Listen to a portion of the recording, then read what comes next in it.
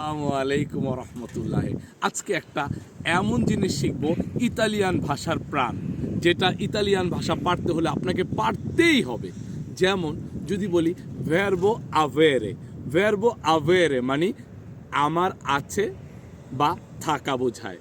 যেমন যদি বলি আমার আছে ইয় অ, তোমার আছে তু আই, তার আছে lui lei ha, আমাদের আছে noi abbiamo, তোমাদের আছে voi avete, তাদের আছে loro hanno।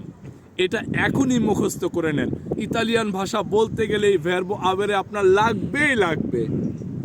ওকে, ভালো থাকবেন। সজীব স্যারের ভিডিও ভালো লাগলে অবশ্যই লাইক, কমেন্ট, শেয়ার করে দিবেন।